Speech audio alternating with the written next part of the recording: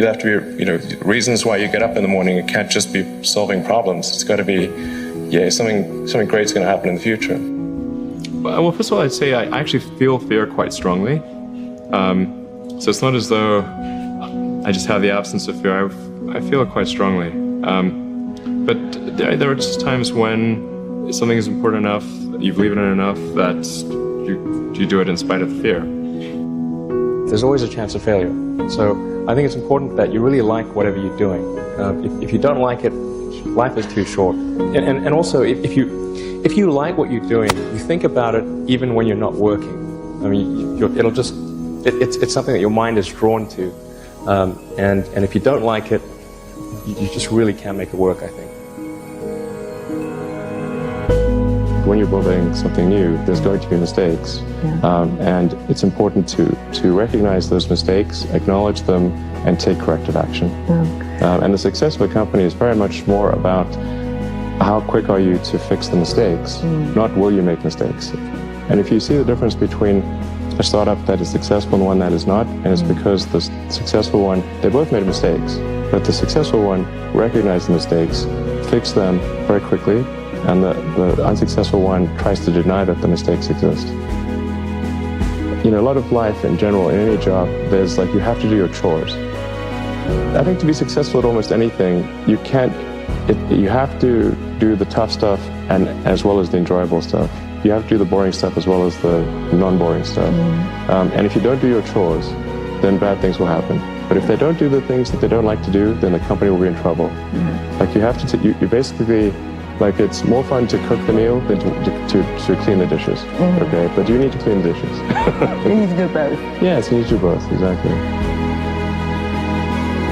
Now is the time to take risk. You don't have kids. As you get older, your obligations increase. And once you have a family, you start taking risk not just for yourself, but for your family as well. It gets much harder to do things that might not work out. So now is the time to do that. Before you have those obligations. So I would encourage you to take risks now. Do something bold. You won't regret it. When starting SpaceX, I thought the odds of success were less than 10%. Same with Tesla. I thought the odds of a car company succeeding were extremely low. And I just accepted that actually probably I would just lose everything. But that maybe would make some progress. If we could just move the ball forward, even if we died, maybe some other company could pick up the baton and keep moving it forward.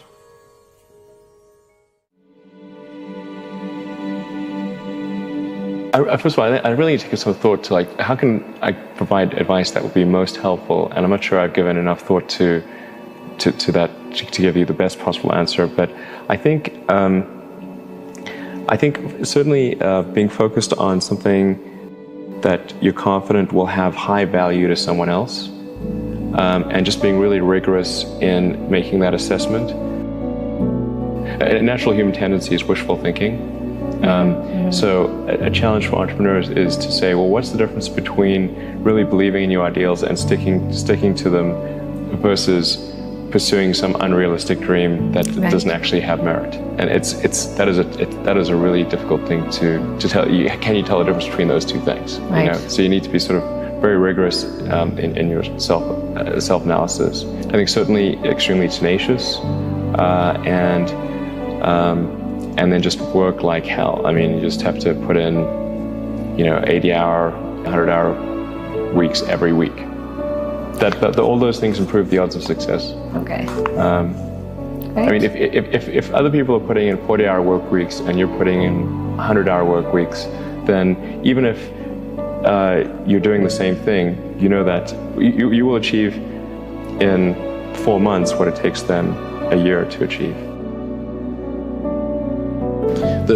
I think one of the biggest mistakes people generally make, and I'm guilty of it too, is wishful thinking. You want something to be true, even if it isn't true. And so you ignore the things that, you ignore the real truth because of what you want to be true. This is a very difficult trap to avoid. And like I said, it's certainly one that I find myself in having problems with. But if you just take that approach of you're always to some degree wrong, and your goal is to be less wrong. And solicit critical feedback, particularly from friends. Like particularly friends, if somebody loves you, they want the best for you. They don't want to tell you the bad things. So you have to ask them, and say, really, I really do want to know. and then they'll tell you. And the way I tend to view problems is from a physics standpoint. I think physics is a good analytical framework. And one of the key things in physics is to reason from first principles. This is contrary to the way most human reasoning takes place, which is by analogy.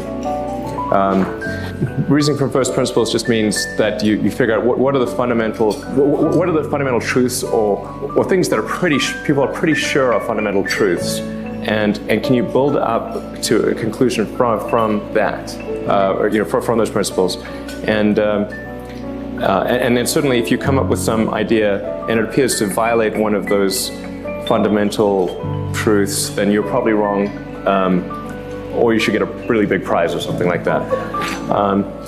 So this may seem like, I don't know, maybe it may seem sort of obvious when it's explained, but it's actually not what people do.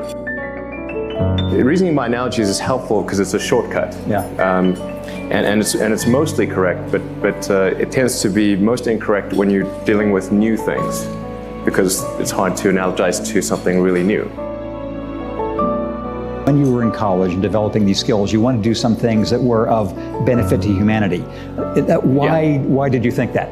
Well, because not everyone does. Yeah, no, I guess it was, I had sort of an existential crisis of like, what does it all mean, and what's the meaning of life, and it probably goes back to high school, I guess. I don't want to give a laboriously long answer, but I had sort of a dark childhood. It wasn't good. Probably partially brought on by reading some of the philosophers. Like, don't ever read Schopenhauer and Nietzsche if you're 14. It's not good. I was just trying to figure out what does it all mean. And when I read The Hitchhiker's Guide to the Galaxy, which I think is a great work of philosophy, that sort of highlighted the point that very often the issue is understanding what questions to ask. And if you can properly frame the question, then the answer is the easy part. So I thought things that expand the scope and scale of human consciousness and allow us to better ask questions and achieve greater enlightenment, those are good things. And so that's sort of what can we do that's going to most likely lead to that outcome.